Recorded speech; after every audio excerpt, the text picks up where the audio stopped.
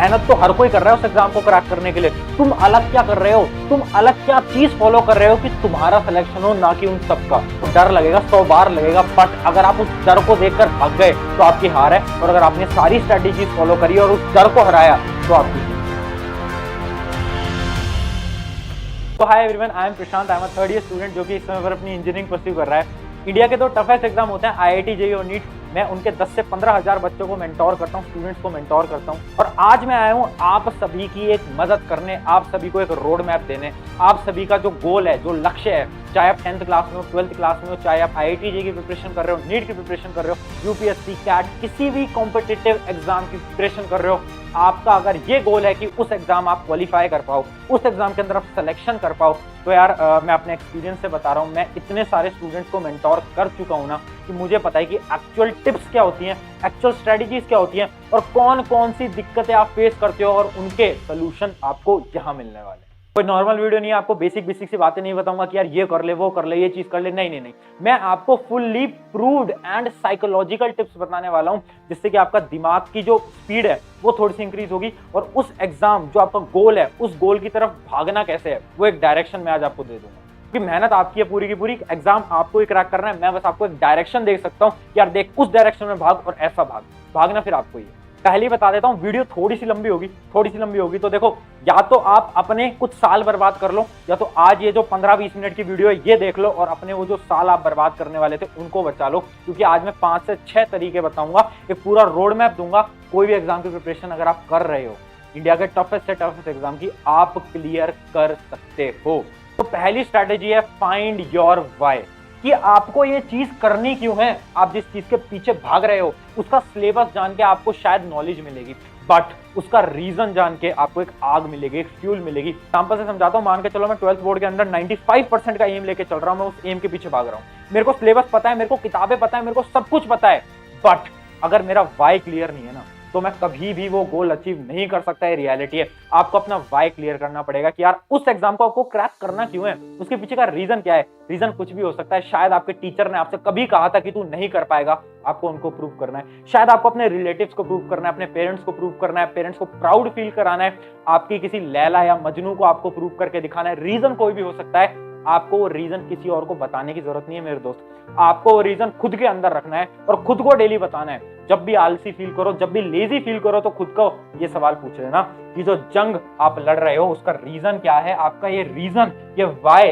क्या है, वो खुद से पूछो। हमेशा की तरह इस वीडियो के अंदर भी मैं एक चैलेंज देने वाला हूं, तो पूरी वीडियो देखना। एक चैलेंज मिलने वाला है 21 डेज का, तो उसको प्लीज सब फॉलो करेंगे। खुद का जो आपका वाई है, क्यों करना है, वो बिल्कुल क्लियर कर लेना। और अब हम आगे बढ़ते हैं टिप नंबर 2 की तरफ। टिप नंबर 2 है क्लियर योर माइंड। वे क्या कह रहे हो क्लियर योर माइंड, मतलब दिमाग में हटा देगा, मतलब क्या बोल रहे हो। एक एग्जांपल से समझाता हूं। मान के चलो यार, मैं इंडिया के एक टफेस्ट एग्जाम की तैयारी कर रहा हूं, एक टफेस्ट एग्जाम की, आईआईटी जेईई की। मान लो एक इंडिया का अच्छा खासा एग्जाम है। हम क्या करते हैं ना, हमारे पास्ट से उस चीज को लिंक करते हैं। जिसके एक एग्जांपल के साथ समझाता हूं। यार मैं एक स्टूडेंट था और मैं 10th के अंदर सिर्फ 80% लाया, सिर्फ 80% लाया। ये कम मार्क्स नहीं है, बट फिर भी ये कम मार्क्स माने जाते हैं। मैं 80% लाया, और अगर मैं 11th के अंदर एक सपना देख रहा हूं कि आईआईटी जेईई और नीट करना है, तो मुझे 100 लोग बोलेंगे, या फिर मैं खुद से भी खुद को बोल सकता हूं कभी कभार कि यार मेरे 10th में इतने से नंबर आए थे, मैं कैसे आईआईटी निकालूंगा जिसकी सिलेक्शन रेशियो सिर्फ 1% है। मैं कैसे एमबीबीएस का कॉलेज निकालूंगा जिसका सिलेक्शन रेशियो 0.1% है। सबसे पहले है क्लियर योर माइंड मेरे दोस्त।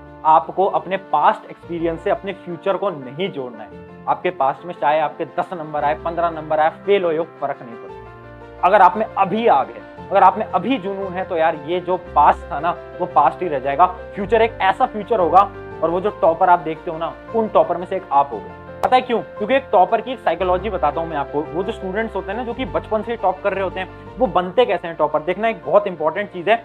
वो 5th क्लास में थे, 6th क्लास में थे, और वो क्लास में पहली बार टॉप करते हैं। उसके बाद क्या होता है ना यार, उनको बहुत खुशी मिलती है, एप्रिसिएशन मिलता है। और हम ह्यूमन सब एप्रिसिएशन के भूखे होते हैं। हमें एप्रिसिएशन मिला और हमें लगा यार ये तो बढ़िया चीज है, इसमें तो हमें लोग इतने अप्रिशिएट करते हैं, हमें अवार्ड्स मिलते हैं। तो वो जो बच्चा है वो अगली बार और मेहनत करता है, और उसके बाद 7th में टॉप करता है, 8th में, 9th में, 10th में, और ये सिलसिला चलता रहता है।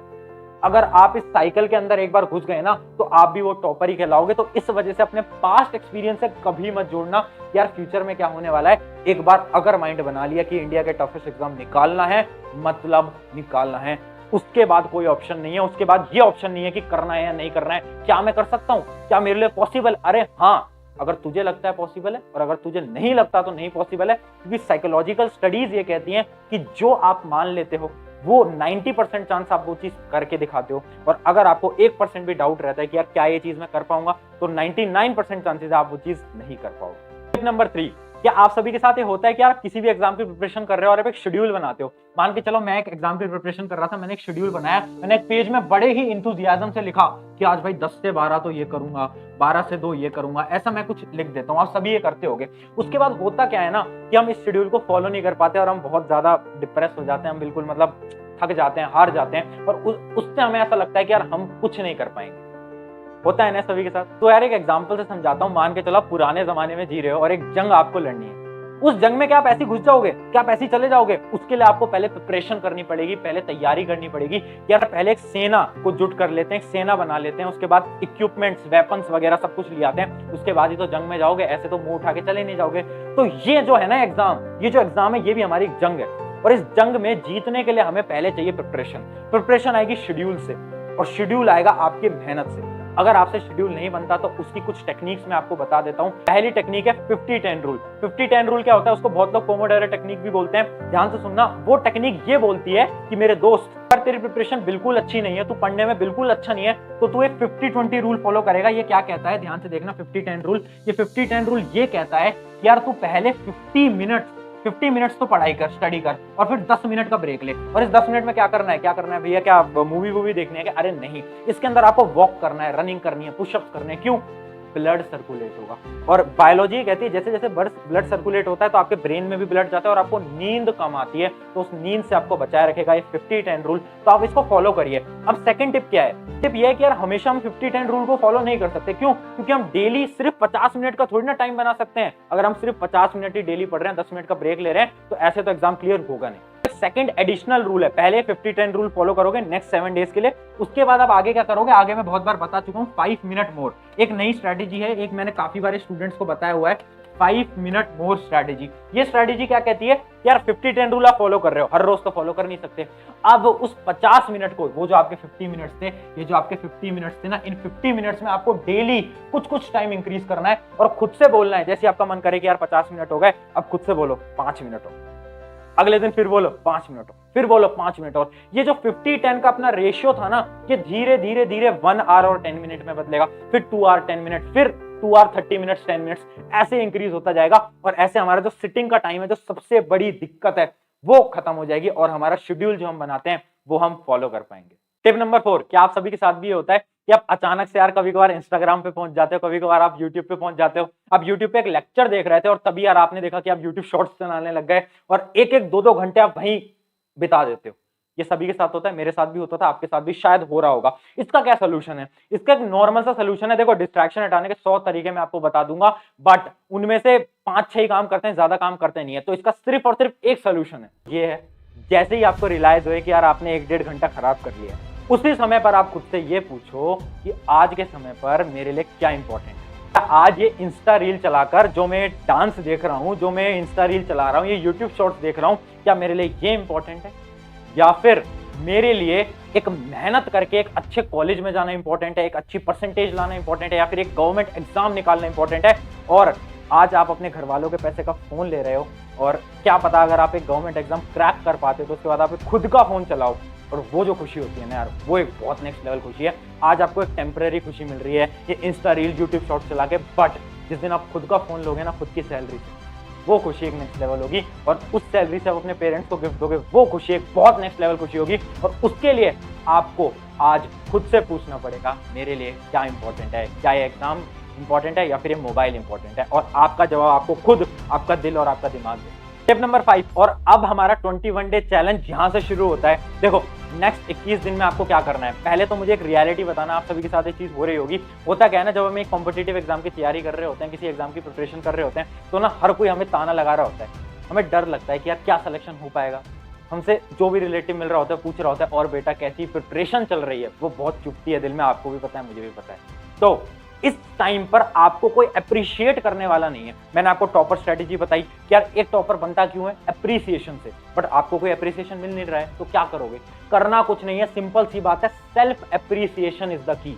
खुद को अप्रिशिएट करो। और नेक्स्ट 21 डेज मेरे दोस्त याद रखना, अगले 21 दिन मैं आपको चैलेंज दे रहा हूं कि यार आप कमेंट भी लिख के जाओगे कि आप इस चैलेंज को फॉलो करोगे।